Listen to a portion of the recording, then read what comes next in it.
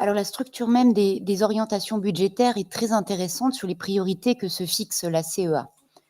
On commence par la CEA a mis en œuvre avec succès ces nouvelles compétences, à savoir la planification de la coopération transfrontalière, la gestion des routes nationales, le bilinguisme et le conseil de développement. Puis les priorités fortes que se fixe la collectivité, la jeunesse, l'environnement, vie associative, santé et innovation. Ensuite, un passage expliquant comment une dépense peut être vertueuse lorsqu'elle réduit l'impact environnemental de la collectivité, lorsqu'elle réduit ses dépenses de fonctionnement futures, lorsqu'elle crée de la valeur ajoutée, qu'elle améliore le service public. Et enfin, l'on retrouve le mot solidarité après 4 longues pages d'autocongratulation, alors que c'est censé être le cœur même de notre action et de nos compétences, et seulement pour dire que nous exercerons nos compétences sociales avec pragmatisme et détermination. Je ne vais pas émettre d'opinion quant à la véracité de ces propos, seulement souligner qu'ils ne traduisent aucune ambition autre que le fait de les exercer, et c'est encore heureux, vous y êtes obligés.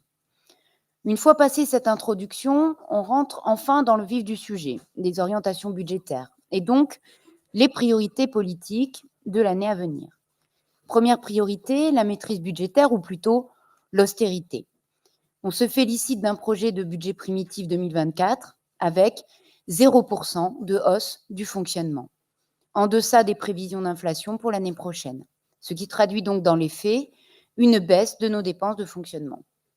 Resserrement perpétuel de nos dépenses alors que les besoins et les manques sont toujours aussi criants pour accueillir les 370 enfants en attente de placement, pour soutenir les structures associatives dans le handicap, l'autonomie, l'éducation populaire, les solidarités, pour garantir des services publics accessibles et de proximité, pour lutter contre les inégalités sociales subies par les quartiers populaires et la ruralité alsacienne, pour mettre en œuvre un égal fonctionnement des collèges sur l'ensemble du territoire de l'Alsace.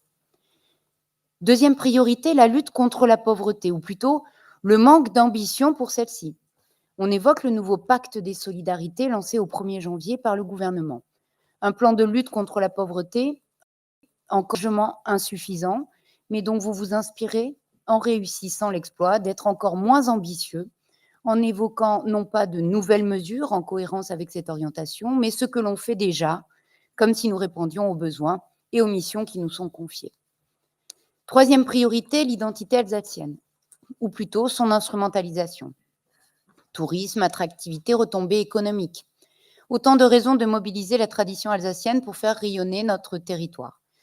En parallèle, malgré la création en 2024 de 165 places pour prendre en charge les enfants en danger qui nous sont confiés, nous n'assumons toujours pas complètement notre mission de protection des mineurs non accompagnés.